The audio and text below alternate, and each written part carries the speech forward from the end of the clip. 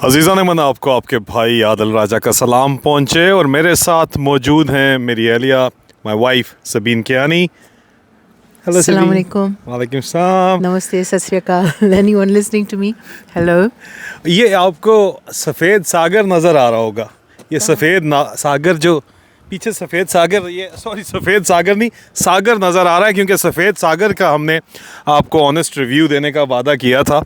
तो आज मेरे ख़्याल में वो वादा वफ़ा करने का वक्त आ गया है और सबीन मेरे साथ मौजूद हैं और हम जो है इस वक्त बैठे हुए हैं जी। कॉफ़ी है हमारे पास और हम एक फार्म हाउस के अंदर बैठे हुए हैं। मैं आपको बताता हूँ कि यहाँ पे हम क्या कर रहे हैं, लेकिन रिव्यू हमने करना है सफ़ेद सागर का और उस रिव्यू के लिए ऑनेस्ट रिव्यू और मैं पर्सनल एक्सपीरियंस भी आपको इसके अंदर बताना चाहता हूँ। मैं ज़रा सेट करना चाह रहा था। सेटिंग क्या होगी? इससे बेहतर सेटिंग नहीं हो सकती, वाकई जी, कोई शक नहीं है।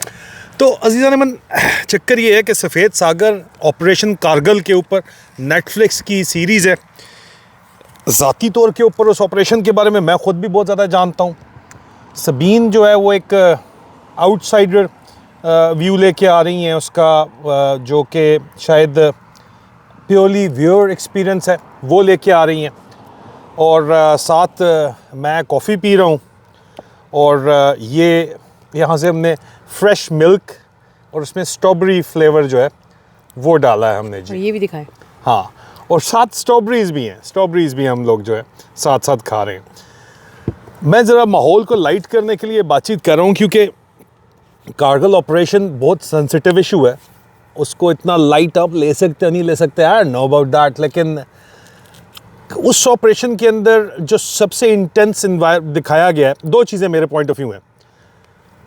कारगिल ऑपरेशन अगर किसी की ब्रेवरी थी, इंडियन एयरफोर्स को प्रमोट किया गया है सफ़ेद सागर के अंदर, इंडियन एयरफोर्स के ऑपरेशंस के ऊपर बात की गई है।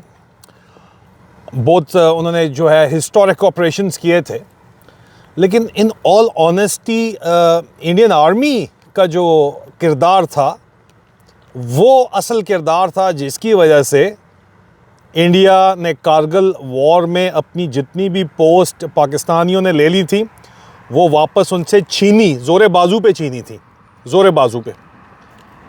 सिर्फ एक वजह ये नहीं थी, दूसरी वजह थी कि पाकिस्तान ने अपनी आर्मी को अबैंडन कर दिया और कहा कि ये घुस बैठी हैं जी, घुस बैठी हैं। कहा कि ये लोग जो हैं ये मुजाहिदीन हैं और इल्ज़ाम सारे का सारा डाल दिया जनरल परवेज़ मुशर्रफ ने नवाज़ शरीफ पे। नवाज़ शरीफ का कसूर था तो सही, लेकिन सारा कसूर नहीं था। ऑपरेशन तो आर्मी चीफ़ ने प्लान किया था, आर्मी चीफ़ का प्लान्ड ऑपरेशन था। होता हर दफ़ा ये था, मैं कारगिल वॉर के ऊपर लिंक डिस्क्रिप्शन के अंदर डाल रहा हूँ, मैं एक कारगिल वॉर के ऊपर कर चुका हूँ ऑलरेडी, इसके ऊपर मैं डिटेल रिव्यू दे चुका हूँ जो मेरा अपना एक्सपीरियंस था। लेकिन हम सफ़ेद सागर के ऊपर बात कर रहे हैं तो मैं आपको ये बात वाज़े करता चलूँ कि एज़ पर एग्रीमेंट और नो एग्रीमेंट सर्दियों में वो पोस्ट छोड़ के चले जाती थी इंडियन आर्मी। इंडियन आर्मी वैसे भी सियाचिन के अंदर हाइट्स के ऊपर है, सर्दियों में पोस्ट छोड़ के चली जाती थी। पाकिस्तान आर्मी पोस्ट नहीं छोड़ती थी, उनको पता था कि ये पोस्ट छोड़ते हैं। इन्होंने ऑपरेशन प्लान किया कि हम जाएंगे, इंग्रेशन करेंगे, इंडियन आर्मी पोस्ट छोड़ेगी तो वहाँ पे हम वो पोस्ट ऑक्यूपाई कर लेंगे। इन्होंने बाकायदा तौर के ऊपर पोस्ट ऑक्यूपाई की तो इनको पता चला कि आगे भी, इससे आगे भी जो है वो पोस्ट खाली हैं, वो भी ऑक्यूपाई कर ली। द्रास कारगिल सेक्टर पहुंच गए, सियाचिन का रूट काट दिया इंडियन आर्मी का। और जब सीज़न चेंज हुआ और इंडियन आर्मी ऊपर जाने लगी तो ऊपर से गोलियां आई and they were shot like sitting ducks. और उसके बाद इंडियन एयरफोर्स इन्वॉल्व हुई और उसके बाद इंडियन एयरफोर्स की रिकॉनेसेंस इन्वॉल्व हुआ। लेकिन it was the Indian army जिसने अपने ज़ोरे बाजू के ऊपर अपनी पोस्ट वापस ली। जितनी गोलियां थी उससे ज़्यादा बंदे उन्होंने आगे भेजे अपने, और वो मारे गए, शहीद हो गए। क्योंकि शहीद पाकिस्तान का भी फ़ौजी है ये और इंडिया का भी फ़ौजी है, क्योंकि वो तो अपने वतन की खातिर लड़ रहा है। मैं सिपाही की बात कर रहा हूँ। ये गलत हुआ कि जी जो अपने लोगों को अबैंडन किया गया और उसके बाद इंडियन आर्मी की साइटेशंस के ऊपर जो है वो निशान हैदर भी दिए गए कर्नल कप्तान शेर खान को। और नवाज़ शरीफ का हुकूमत का तख्ता उलटने के बाद ये बात जो है वो कही गई, इन लोगों को रिकग्निशन दी गई, हमारे लोगों को रिकग्निशन दी गई, उससे पहले नहीं दी जा रही थी। मैं पॉइंट सिर्फ एक इसके अंदर जो मैंने आज तक कभी भी बात नहीं की सफ़ेद सागर के ऊपर, इंडियन एयरफोर्स का squadron leader Ahuja is the main character, main hero दिखाए गए हैं, जो क्रैश हो गए थे, जो कि पाकिस्तानी स्ट्रिंगर मिसाइल्स ने, अंजा मिसाइल्स ने हिट किए थे और क्रैश किए थे। मैं उसके ऊपर बात करना चाहता हूं, क्योंकि वो जो हिट किए थे और क्रैश किए थे, मिसाइल्स यूज़ हुए थे, वो बलूच रेजिमेंट और एनएलआई रेजिमेंट ने यूज़ किए थे। और वो जो उस वक़्त उन्होंने किए थे यूज़, उसकी वजह से 2 मिग्स गिरे थे इंडिया के। एक फ़्लाइट लेफ्टिनेंट था, यंगस्टर था वो लड़का, अच्छा, और ये मेजर अजमल का ऑपरेशन था जो कि इस सफ़ेद सागर में दिखाए गए हैं। मेजर अजमल को मैं पर्सनली जानता हूँ, बलूच रेजिमेंट से उनका ताल्लुक था। उस वक्त एनएलआई के अंदर वो सर्व कर रहे थे। एनएलआई उस वक्त रेगुलर नहीं थी, पाकिस्तान आर्मी की इन्फेंट्री यूनिट नहीं थी, northern light infantry civil arm force थी, और इसलिए उनको ये कहना आसान था कि ये मुजाहिदीन हैं, घुसपैठी हैं, शलवार कमीज़ पहन के फिर रहे हैं या ट्रैक सूट पहन के फिर रहे हैं। बाद में जनरल मुशर्रफ ने उसको रेगुलर स्टेटस दे दिया गया था। कहते हैं कि उसकी एक वजह ये भी थी कि उनका बेटा ब्याया गया था चतराल के अंदर, तो ये भी एक उसकी वजह थी। चलो वो थी या नहीं थी, लेकिन वो जीदारों की तरह लड़े, नॉर्दर्न लाइट इन्फेंट्री, शेर के बच्चों की तरह वो लड़े। ओ भाई, सिपाही को तो नहीं पता कि तुम उसको जो है घुसपैठिया कहलवा रहे हो। वो तो लड़ रहा था अपने वतन की खातिर, और इंडियन आर्मी वाले भी अपने वतन की खातिर लड़ रहे थे। Let's be fair and square. Major Ajmal जो स्क्वाड्रन लीडर आहूजा को टॉर्चर कर रहा था, और उसके बाद स्क्वाड्रन लीडर आहूजा को यहाँ रख के गोली मार दी गई उनके अपने पिस्टल से। मेजर अजमल और मैं इकट्ठे थे CMH एबटाबाद में, मुझे इंजरी हुई थी। मैं पाकिस्तान मिलिट्री एकेडमी से उस वक़्त डीप डाइविंग के अंदर मुझे जो है वो डीप सी डाइविंग तो नहीं थी, बट डीप डाइविंग थी। हाइट से आप छलांग मारते हैं, कानों के ऊपर प्रेशर पड़ता है, तो उसकी वजह से कोई बीमारी होती है, उसको टाइटेनस या पता नहीं क्या कहा जाता है। नहीं, नॉट वर्टिगो, या टिनाइटिस हो गया था मुझे, और मेरे कान के पर्दे ज़ख्मी थे। मैं CMH एबटाबाद के ऑफिसर्स वार्ड में एडमिट था, और कारगिल का जो स्कर्दू से भी नीचे जो CMH है, या जो रास्ता था, उसमें भी जो बेस हॉस्पिटल आता है स्कर्दू के बाद, CMH के बाद, या गिलगित CMH था या एबटाबाद CMH था, वहाँ पे स्ट्रेस की वजह से मोस्ट प्रोबेबली मेजर अजमल को लाया गया था। डिप्रेशन में भी वो थे, और उनको कोई मैदे की तकलीफ़ भी थी, और मेरी उनके साथ हम एडमिट रहे, और दोस्ती होगी काफ़ी ज़्यादा।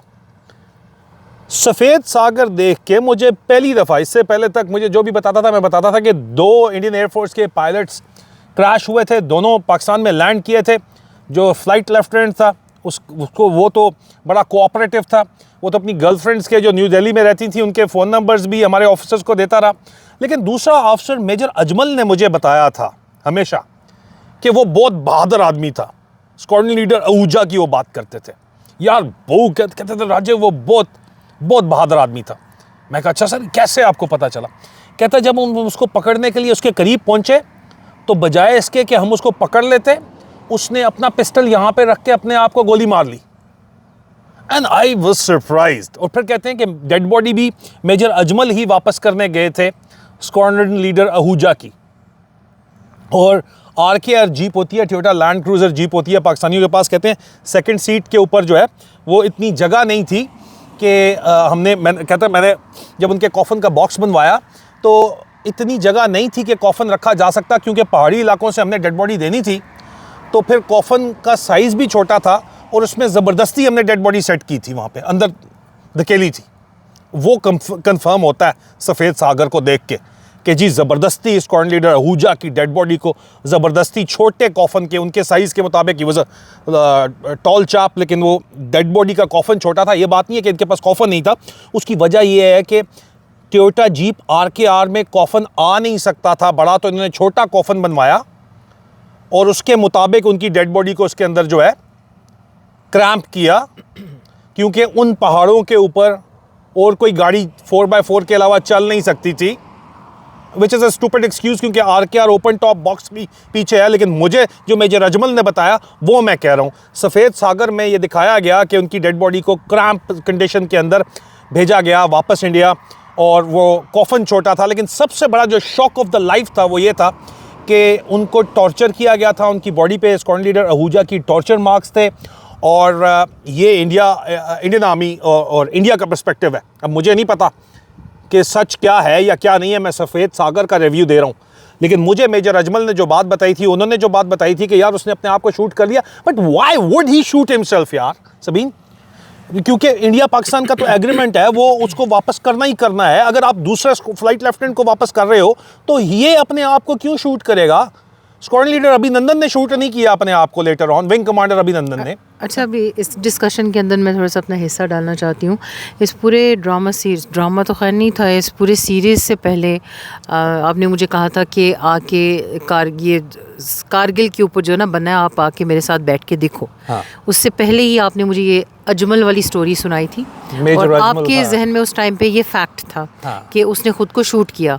हाँ। मैं तो टोटली क्लूलेस ही, मुझे नहीं पता था। हाँ। उस के दौरान, उस सीरीज़ के एक एपिसोड के दौरान जब ये दिखाया गया और बताया गया कि उसको टॉर्चर किया गया और उसको पॉइंट ब्लैंक रेंज पे मारा गया, उसके सर पे गोली मारी गई, ठीक है, वो जब दिखाया गया तो मैंने फिर आपसे कहा कि ये जो इन्फॉर्मेशन दी गई है, क्योंकि उस वक्त तक ऑब्वियसली बात है आपको जो फीड किया गया, बताया गया, जिस वजह से भी उन्होंने बताया अपने आप को बचाने के लिए, या जाहिर है अगर यूनाइटेड नेशंस को पता चल जाए, इंटरनेशनल कम्युनिटीज़ को पता चल जाए, एक वॉर क्राइम है ये, इसको एज अ वॉर क्राइम लिया जाता है। वो कह रहे थे, और सफ़ेद सागर ने बताया कि उसको मजबूर किया जा रहा था कि वो ये स्टेटमेंट दे कि वो पाकिस्तान को अटैक करने आया था। कोई फ़र्क नहीं पड़ता।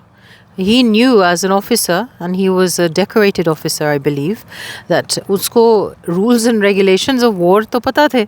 तो if he realized or if he knew that he was going to be released eventually, why would he do that? So it doesn't make sense. And this is what I was discussing with you when we were talking about the movie, or I like to call it a movie because every episode brought something new.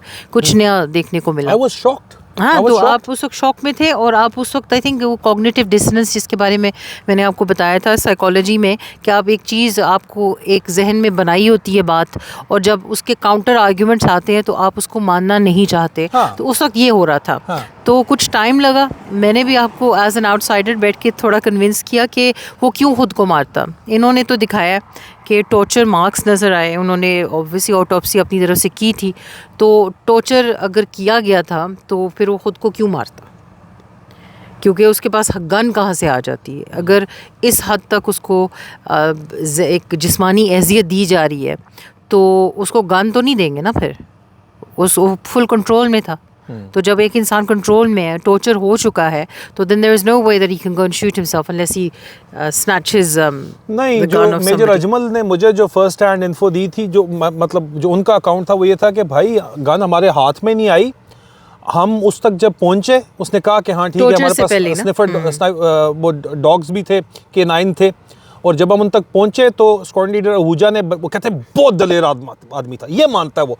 अब मुझे ये बात लगती है कि जब वो कह रहा है कि यार बहुत दलेर आदमी था, क्यों कह रहा है भाई? तुम्हें किस तरह पता है कि एक बंदा जो है वो अभी तुम सिर्फ वहाँ तक पहुंचे और उसने अपने आप को उड़ा लिया?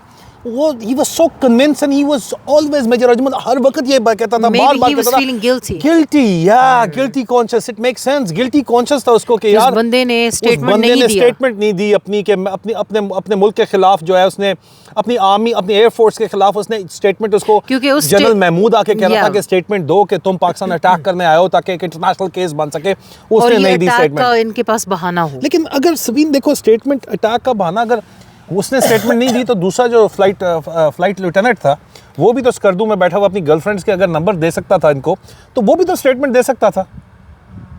तो उस लेवल पे नहीं था शायद, मे बी, क्योंकि जाहिर बात है squadron leader was the flight commander and he was rank उस लेवल पे नहीं था। It makes sense, maybe he was too young, और बाद में आके अगर वो मुकरता, क्योंकि अगर स्क्वाड्रन लीडर आहूजा बाद में आके मुकरता तो कहते कि यार इतना सीनियर ऑफिसर है, तो उसके बात में वेट तो बहुत ज़्यादा था। तो उस वक्त इसने बात क्यों की? फ्लाइट लेफ्टिनेंट मुकर जाए तो जाहिर बात है। इससे पहले कि हम एक इंडिविजुअल केस को डिस्कस करें, वो काफ़ी इंपॉर्टेंट बात थी। आप ज़रा बैकग्राउंड बताएं, बिकॉज आपने एकदम से लॉन्च कर दिया इस पूरे किस्से को कि क्या हम बात कर रहे हैं। सफ़ेद सागर डॉक्यूमेंट्री एक सीरीज़ है, ड्रामा है जो कि कारगिल ऑपरेशन के ऊपर नेटफ्लिक्स के ऊपर है, इंडियन आर्मी ने जो किया था उसके ऊपर है। हम उसका रिव्यू देना चाह रहे थे क्योंकि मैं पर्सनली इन्वॉल्व था इस सारे प्रोसेस के अंदर। हमारा जो कोर्स है PMA 99th लॉन्ग कोर्स, उसको कारगिल वॉरियर्स कहा जाता था, लेकिन बाद में सिर्फ वॉरियर्स कहा जाने लगा क्योंकि ज़ाहिर बात है कि कारगिल के अंदर जिस तरह अबैंडन किया गया हमें अपने ही लोगों को, तो उसके बाद ज़ाहिर बात है कि गेम बदल गई थी। हमारी पासिंग आउट 2.5 साल की जगह 3 महीने जल्दी कर दी गई। 5 हमारी टर्म्स होती थी उस वक्त, क्योंकि हमें कहा गया कि जनाब आपको अब कारगिल जाना है लड़ने के लिए, क्योंकि कारगिल में इतना शदीद नुकसान हो रहा था और इतना ज़्यादा वहाँ पे जो है मसला पड़ गया था। बिकॉज इंडियन आर्मी ने जो रिस्पांस दिया था वो अनएक्सपेक्टेड था और पाकिस्तान आर्मी की लॉजिस्टिक को काट दिया गया था, कोई सप्लाई उनको नहीं दी जा रही थी, रीइंफोर्समेंट्स को काट दिया गया था क्योंकि इंटरनेशनल प्रेशर भी बहुत ज़्यादा था, क्योंकि नवाज शरीफ ने कह दिया था कि जी मेरे साथ भी धोखा हुआ है, हमें ये बताया गया था। और उसके अलावा ओवरऑल इंटरनेशनल प्रेशर भी था ही था लाइन ऑफ कंट्रोल के ऊपर, लेकिन इंडियंस का जो जवाब था वो बहुत ज़्यादा एग्रेसिव था। और एग्रेसिव के अलावा ये एक्सपेक्टेशन नहीं थी कि इंडियन आर्मी अपनी पूरी की पूरी जो टॉप नॉच रेजिमेंट्स हैं, हमें ये बताया गया कि उनको वहाँ पे इंडियन आर्मी ने लॉन्च किया और कहा कि तुम्हारे तमाम सब ऑनर्स एंड अवार्ड्स तुमसे वापस ले लिए जाएंगे अगर ये पोस्ट तुमने वापस ना ली तो।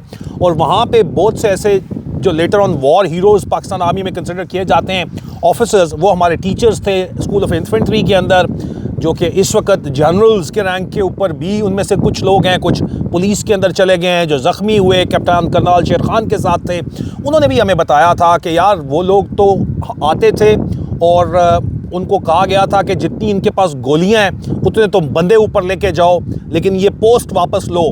लेकिन ये जो डायमेंशन है सफ़ेद सागर में इंडियन एयरफोर्स का, ये मेरे लिए भी एक नई चीज़ थी। और लेकिन मैं फिर भी इसलिए कहता हूँ कि एक बात कहते हैं ना कि there is the truth of one side and there's the truth of the other side and the actual truth is something in between. Oh, yes. So आप अपने जहन को थोड़ा सा खोल के रखें, ना तो हम पूरी तरह से पाकिस्तानी नैरेटिव को मान सकते हैं, ना पूरी तरह से इंडियन, ख़ास करके क्योंकि as a drama this must have been glamorised a little, थोड़ा सा जो है ना उसमें एडिशंस भी की गई होंगी। लेकिन इस दौरान आप मुझे बताएं कि ये as a question as an outsider से मुराद ये नहीं कि मुझे पता नहीं कि पाकिस्तानी जो डायनामिक्स हैं वो क्या हैं या फ़ौज के अंदर डायनामिक्स वो क्या हैं। As an outsider, as somebody who is not been in the, हालांकि इन 99 मैं पाकिस्तान गई हुई थी और मुझे अच्छी तरह से याद है लाहौर में, तो उस वक्त अचानक से जो समर का ही टाइम था और टैंक्स आना शुरू हो गए और मैं हैरान हो रही थी ये क्या हो रहा है, जंग होने वाली, बड़ा ऐलान शुरू कर दिया लोगों ने। उस टाइम पे हम छोटे थे तो समझ नहीं आई और ना परवाह थी इतनी ज़्यादा, तो यही सोचा करती थी कि नहीं जंग कहाँ होने देंगे। इंटरनेशनल कम्युनिटीज़, मैंने देखना है कैमरे के अंदर ज़्यादा पानी तो नहीं आ गया क्योंकि ऐसा बारिश हल्की हो रही है। नहीं करें बात, आप करें। तो इसके ऊपर मैंने आपसे एक सवाल पूछना था just for reference and may be because you have more of an insight. Musharraf ने ये काम क्यों किया? ग्लोरी हंटिंग या obviously most definitely glory hunting. Any army chief who can deliver Kashmir, oh my God, he will. Musharraf तो फिर भी 10 साल बैठ गया था और उसके बाद जलील होकर निकला था, लेकिन any army chief और anyone in पाकिस्तान, क्योंकि आपने वो सफ़ेद सागर में दिखाया ना कि नवाज शरीफ को भी तो यही कहा ना बड़े मियां साहब ने कि अगर कश्मीर तुमने ले लिया, मुझे भी बोलने दो, अगर कश्मीर तुमने ले लिया, I'm sorry फिर मुझे बड़ी डांट पड़ने वाली है, कश्मीर तुमने ले लिया तो इसका मतलब है कि तुम फिर तुम हीरो बन जाओगे। फौज क्यों हीरो बने? हमने उसमें नोट किया था कि वो बेसिकली ये दिखाना चाह रहे हैं कि नवाज शरीफ जो है वो इतना इन फेवर में नहीं था क्योंकि वो पीस की तरफ जाना चाहता था और उसने ये स्टेप्स ली वाजपेयी के साथ, ये मैं खा चुकी हूँ। और ये डॉक्यूमेंट्री भी है साथ बिकॉज रियलिस्टिक, तुमने देखा कि साथ एक्चुअल फुटेज भी यूज की गई है। Of course actual footage use की गई थी, लेकिन Nawaz Sharif as a peacemaker, I think मुझे अभी समझ आ रही है कि ये इतना इंटरेस्ट क्यों था इन्हें नवाज शरीफ में जब इमरान खान आया था, तो क्योंकि इनको लगता था कि ये पीस मेकर है, ये चाहता है इसकी, और ये हमेशा इसने ये डिनाई किया था कि इसका कोई भी रोल है इसमें, इस पूरे किस्से में, इस कारगिल के किस्से में। लेकिन हमें ये भी दिखाया गया कि अपनी ईगो, बेवकूफ़ी, इन चीज़ों की वजह से वो मान गया और फिर जब चीज़ नहीं हो सकी तो फिर उसके बाद इसने इसका क्लेम हटा दिया अपने ऊपर से कि मेरा इसमें कोई हाथ नहीं था। हाँ। तो ईगोइस्टिक दिखाया था कि बिल्कुल ये है। ग्लोरी हंटिंग और ईगोइज्म। तो ये बैक टू द क्वेश्चन जो मैंने आपसे पूछा था, मुशर्रफ एक कैरेक्टर, एज अ कैरेक्टर हम लोग मैं उस ज़माना जहलियत की बात कर रही हूँ जिसका जिक्र अक्सर आपके साथ करती हूँ। उस वक्त हम यही सोचते थे कि कितना जीदार किस्म का ये आर्मी चीफ है हमारा, इस तरह जवाब देता है, घड़ के रखा होता है, सही पक्के सच्चे जवाब देता है, बहुत खरा बंदा है। खरा बंदा है। हाँ, Strong man. we used to feel proud of him, especially when he was sitting there. लेकिन he had an innate hatred for India. हालांकि he was a मुहाजिर as far as we know. नहीं सबीन नहीं, वो खुद महाजिर हिंदुस्तानी था। लेकिन बाद he में still showed. नवाज शरीफ को हरवाने के बाद ये सफ़ेद सागर में गलत बात की गई है आप लोगों ने कि जी आपने बताया कि मुशर्रफ जो है वो बड़ा सख्त एंटी इंडिया था। भाई वो ग्लोरी हंटर था जिस तरह नवाज शरीफ था। उसके बाद मुशर्रफ ने जाके इंडिया से तलकात जितने बनाए हैं, वाजपेयी साहब से जाके मिला, As a उसके अलावा politician. गया, ऐश्वर्या उनको बहुत पसंद थी, उनसे सवाल जवाब हुए, इंडियन ने रोमांटिसाइज इंडिया ने भी उनके साथ बड़ा किया। He wanted to be in the good He books was of the liked. Indians. He was actually liked He was liked in by the India. Indians. Yeah, the Indians Especially the generals. Indians romance with the Pakistani dictators have brought Pakistan to this day and age. Even अब आसिम मुनीर ने पहलगाम के अंदर attack करके खुद field marshal बन गया है। अभी आसिम मुनीर जो है वो वहाँ पे लॉबिंग कर रहा है, पैसे फेंक रहा है कि मैं तो जो है I am the best bet for peace with India. DGMOs आपस के अंदर बात करते हैं। प्रॉब्लम है ना, क्योंकि इसने जो अभी पहलगाम दिखाया है उसमें तो ये वो जीरो कर दिया उसने अपना क्लेम खुद ही। पहलगाम में इसने लोग पहलगाम भी मरवाए। वो कहता नहीं मैंने नहीं करवाया, वो मैंने तो थोड़ी वो तो करवाया है, वो तो हमें कह अच्छी तो तरह यही से रहा है पता है ना। ना कि किसने अभी ये करवाया। DG director general special operation division जो शहाब असलम ये के गाय तो औकात घोड़े नहीं बन है। गए। मैंने कहा ये गायें इतनी तेज़ हैं कि घोड़े बनी हुई इस टाइम पे भाग रही हैं। सॉरी, हम लोग फार्म में बैठे हैं तो गाय बड़ी खूबसूरत किस्म की नज़र हमें आ रही हैं, तो हमने तो यही देखा है कि टहलती हैं तो ये तो भाग रही हैं। मैं फिर दिखा ही देता हूँ क्योंकि अभी सफ़ेद सागर से जो है ना, ये तुमने गेम सारी फेर दी है। सफ़ेद सागर से बात जो है वो नहीं, घुमा दी है ये तो तुमने। इनफॉर्मल सी देखें डिस्कशन है जी। तो इसे कोई भी माइंड नहीं करेगा। इसकी बात कर रही है, ये चेक करें आप, कितनी खूबसूरत है ना, मोटी मोटी गाय।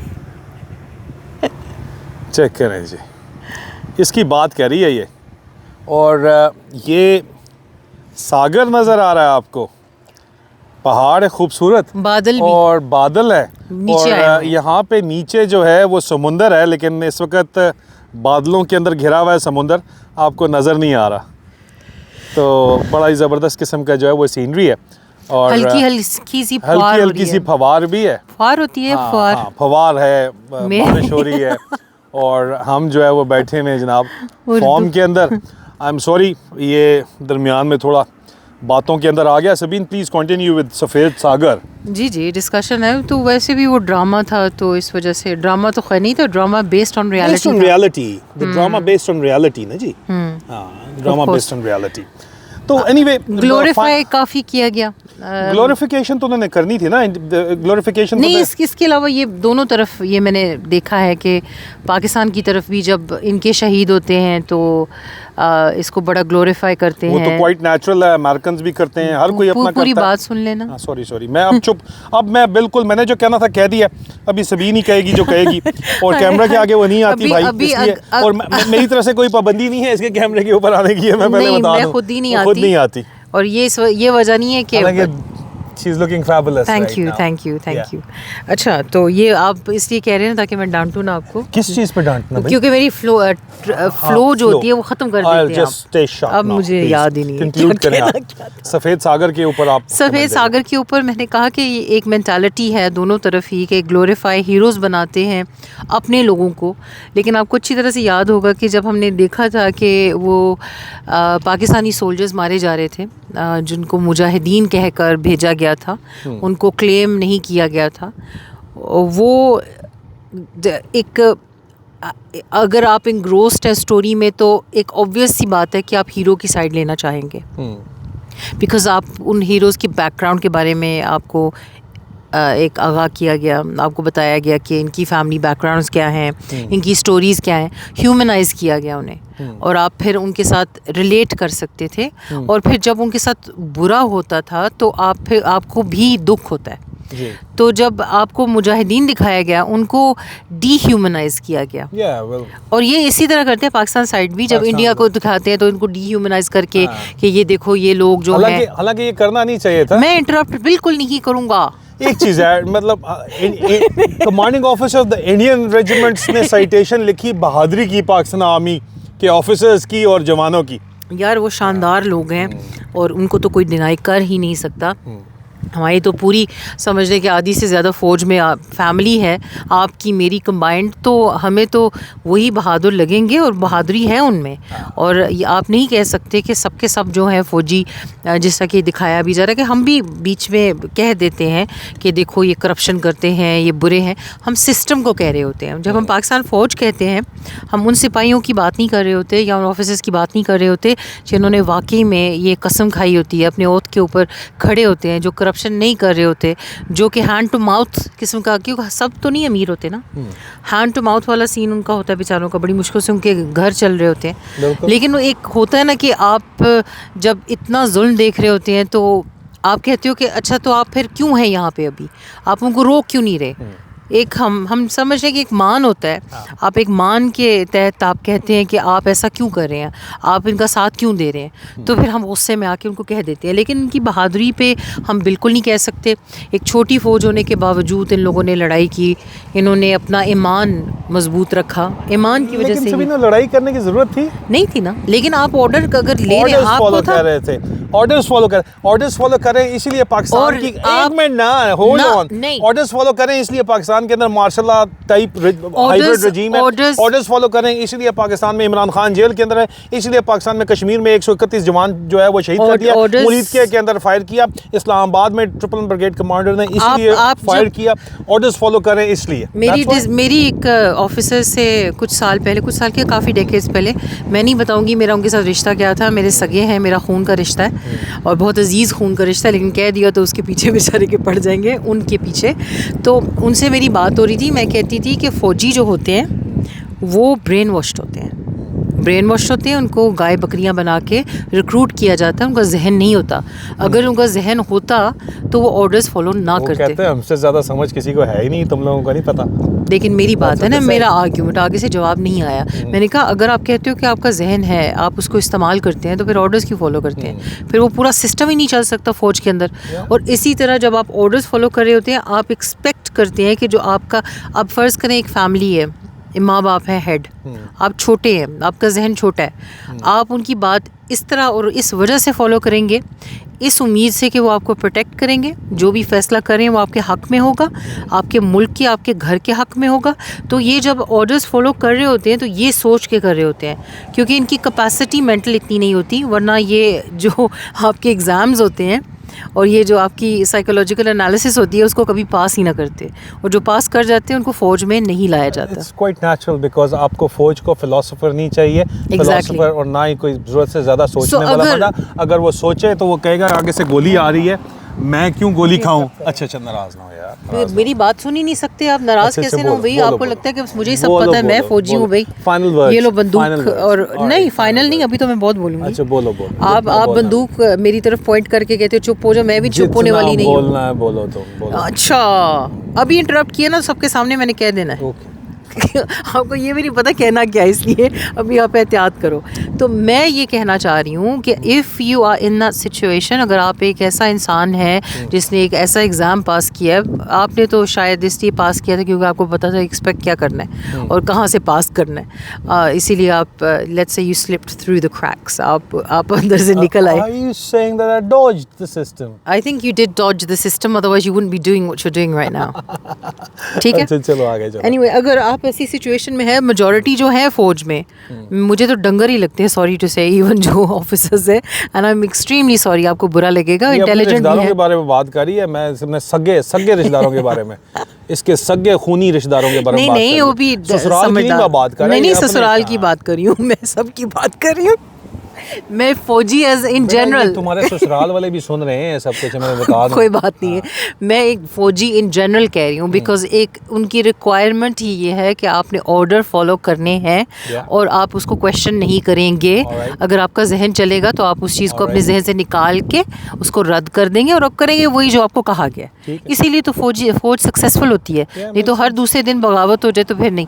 लेकिन आई थिंक एक चलो हो गया, अब मुझे लगता है आप सुनना ही नहीं चाहते। नहीं ठीक है आपकी बात, क्या आप कहना चाह रही हो। आई गॉट योर पॉइंट कि यार फौजी को फौजी ऑर्डर सुनेगा, तो इसलिए पाकिस्तान का ये हाल है कि फौजी ऑर्डर सुनता है। ठीक है, नंबर वन ओके नंबर 1 है। लेकिन उस सिस्टम की वजह से सफ़ेद सागर पे फाइनल वर्डिक्ट देना, उसके ऊपर सफ़ेद सागर पे मैं वही बताने की कोशिश कर रही हूँ कि उनको ह्यूमनाइज किया गया, उनको एज ए हीरो दिखाया गया।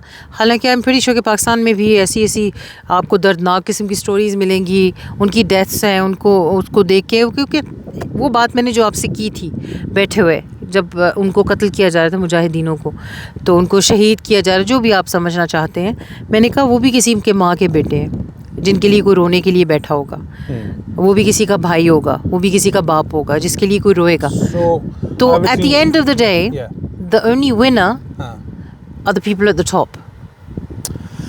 As an anchor, I have to conclude this discussion. What she is trying to say, मुझे जो बात समझ आ रही है, I know what I'm trying to say. फौजियों ने बहुत बहादुरी से लड़ा, लेकिन विनर एट द टॉप तो पाकिस्तान वाला था ना, वो विनर तो वो भी नहीं हुआ ना, जलील ही हुआ ना वो। 0.5353 के बारे में बताएं। 0.5353 पे किसी और दिन डिबेट कर लेंगे। नहीं इसी के अंदर, क्योंकि कारगिल के ऊपर बात कर रहे हैं, इसको थोड़ा लंबा कर लेंगे, कोई नहीं। मैं ये पूछना चाह रही हूँ कि उसमें दिखाया गया कि कारगिल के सारे पॉइंट्स जो कि छीने गए थे वो वापस ले लिए गए।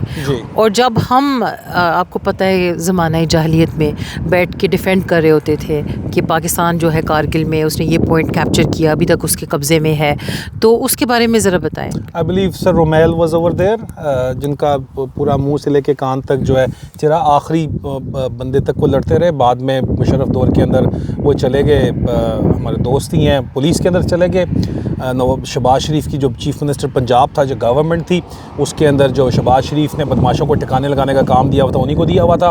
लेकिन वो बहादुरी के साथ लड़े, आखिरी गोली तक, आखिरी बंदे तक लड़े। 3-4 दिन वो सोए नहीं। जब वो आखिरी खुद रह गए थे सिर्फ, तो उसके बाद वो रेंगते हुए वहाँ से एक्सट्रिकेट किया। मुझे इससे ज़्यादा डिटेल इस वक्त याद नहीं है उसके बारे में, अगर मैं गलत हूँ तो आई एम सॉरी मेरी, क्योंकि ज़ाती मुलाकात कैप्टन रोमेल के साथ है, कैप्टन काशिफ के साथ है, लेकिन 5353 के ऊपर वही लोग थे। और जो अभी रिसेंटली जो है मेरी, बल्कि मैं नाम नहीं लेना चाहता, पाकिस्तान के अंदर वो मौजूद हैं, मैं उनको अच्छे तरीके से जानता हूँ। एनलाई के अंदर, वो 6 एनलाई के अंदर गए हुए थे, डेप्यूटेशन के ऊपर गए हुए थे। Basically I believe Baloch regiment के हैं, और वो आए तो उनकी हेयरिंग साइट वगैरह इतनी ज़्यादा डैमेज हो चुकी थी कि उनको पुलिस सर्विसेज के अंदर इंडक्शन मिल गया। मज़ीद कुछ चीज़ें हैं जो मैं अगर कहूँगा तो हो सकता है तारीफ़ उनकी कर दूँगा तो उनके पीछे लोग पड़ जाएं, या वो नाराज़ हो जाएं कि राजा तेरी तारीफ़ जो है मैं वारा नहीं खाती। It can happen, right? Yeah, it can happen. It does happen. Yeah. It not can happen. It has happened. Family staring at us and उन्होंने मुझे recognize कर लिया, इसलिए वो मुझे घूर के आपको और मुझे देख रहे हैं। तो मेरे ख्याल में अभी वो मिलने भी आ जाएंगे। तो यहाँ पे भी least expected के कोई पहचानेगा, ठीक है, लेकिन यहाँ पे लोग यहाँ भी हमें मिल गए हैं, ठीक है। This is the beauty. This is the beauty. आप लोगों की मोहब्बत जो है, भागने की कोई ज़रूरत नहीं। क्यों भागे भाई? लोग मोहब्बत करते हैं, प्यार करते हैं। आज तक कभी भी नफरत किसी ने नहीं की, और हक और सच बोलने वालों के साथ हमेशा अगला बंदा डंडा उठा के पीछे भाग जाए। असी को थोड़े हैं फिर डंडा असी टाला में कोई डंडा लेके आया, मैं क्या टाऊंगा, तुम टालोगी यार। एनीवे दिस इज व्हाट सफ़ेद सागर का जो मेरे ख्याल में जो रिव्यू है, ऑनेस्ट रिव्यू है, वो यही है कि war is young men dying and the old men enjoying, in our case as well. Musharraf, young men dying for old men in power. Yeah, young men dying for old men in power. That's the crux of it. There was no need for it. There was no need. It was a useless, futile fight. It was unnecessary, and in any case, many lives were lost. Ahuja many precious lives were lost. Squadron leader, final word. Squadron leader Ahuja जो हैं, उनके लिए final words मेरे ये हैं कि he was the most brave man as per the admission of the Pakistan Army. Major Ajmal, अब उनको टॉर्चर करके गोली मारी गई, या उन्होंने खुद अपने आप को गोली मारी दोनों सूरतों के अंदर? मेरा नहीं ख्याल कि उन्होंने खुद अपने आप को सुसाइड नहीं था। उनको टॉर्चर करके गोली पाकिस्तान आर्मी में मेजर अजमल नहीं मारी, और वो गिल्टी कॉन्शियस थे, मेरा तो ये ख्याल है। कर्नल शेर captain colonel Sher Khan was a great captain man. Colonel Sher Khan, मैं he कुछ was- कह दूंगा, लोग नाराज हो जाएंगे, किसी और दिन उसके ऊपर बात चलें, कर उसके लेंगे। ऊपर तो बात क्योंकि करेंगे, कैप्टन लेकिन कर्नल शेर brave- Khan comes from Swabi के एक गांव से उनका ताल्लुक था, और जो कुछ उनके बाद उनकी बेवा के साथ किया गया, मैं उसके ऊपर किसी और दिन बात करना चाहूंगा। हाँ, ये लेकिन सफेद ब्रेवरी की सागर बात है। अभी कर रहे हैं ना। ब्रेव बंदे तो यार ब्रेव दोनों तरफ थे, दोनों तरफ ब्रेव बंदे हैं, एक ही मिट्टी के बने हुए हैं दोनों तरफ। इन एन एब्सोल्युटली अननेसेसरी वो। मुझे 5353 के ऊपर जो सबसे ऊपर आया था बंदा, जो सबसे पहले इंडियन आर्मी का शहीद हुआ, उसका नाम कैप्टन सलमान था। वो भी तो मुसलमान था, और उसके बारे में बताया कि वो वापस नहीं जाता था। उसने कहा सर इधर ही मरेंगे, पीछे नहीं जाना। सो Yeah. And you Again. didn't let me talk properly again. आप करो बात, लेकिन फिर वो बहुत No, it's ज़्यादा okay, लंबी it's रहती है। okay. लेकिन प्लीज़ मुझे बड़े लोग पड़ जाएंगे, आदिल भाई आपसे चुप नहीं रहा मैं इसीलिए मैं आपसे जान चुप जान रहा के जाता। कह रही हूँ ना, ताकि लोग यार, कहें। एंकर का काम होता है कि मॉडरेट डिस्कशन ये नहीं करके काम होता कि अगली को चुप topic पे करा रखना। के और अपनी बात करते जाओ, उसको करने ही ना दो। आप फाइनल अभी बात कर लो। मैं नहीं कर रही, साइड मैं में जा रहा नाराज़ हो रही बात हूँ, और अभी ना पूरे अगले 2 दिन नाराज़ ही रहूँगी आपसे। है। देखें जी, एक तो जंग वहाँ पे हम लड़े, उधर ही कहीं शहीद वगैरह हो जाते तो ठीक था। इधर वाली जंग जो है ना, यार वो बहुत मुश्किल ऐसे है। ना कहा करें, अगर शहीद ही होना था तो ये काम करने की कहाँ से करते। नहीं, मेरे ख्याल में ये हर कोई जो है वो जो कुछ भी करता है वो किसी मकसद के तहत करता है, और ये मकसद था जिसके तहत हम ये काम कर रहे हैं। Any final words, Sabine? Bus, that's it really, and I think it was supposed to be a lighter program, so I'm hoping that nobody minded our नोक झोंक, क्योंकि अक्सर लोग कहते हैं आप सीरियस हुआ करें, आप क्यों ऐसी बात कर रहे हैं। जितने मूतनी बातें, हम लोग ये नहीं कह रहे कि आप सही हैं या गलत हैं, लेकिन this was supposed to be one of those lighter mood programs, and I'm hoping that people learned something new and also realized कि ये जंगें unnecessary हैं, और जिनको फ़ायदा होता है उन्हीं को फ़ायदा होता है, मुल्क को फ़ायदा कभी नहीं होता। पहलगाम आसिम मुनीर ने किया, फील्ड मार्शल वो बना है, भुगत पूरा पाकिस्तान रहा है। Exactly. Bottom line. Thank you for listening, everybody. लेकिन नाराज तो नहीं होगी? हाँ, वो तो हूँ। आप कमेंट्स में सिफारिश ज़रूर कीजिएगा सबीन को कि take it easy on me. अच्छा, ठीक है, okay. टेक केयर जी, खुदा हाफिज़। Allah Hafiz and bye, everybody.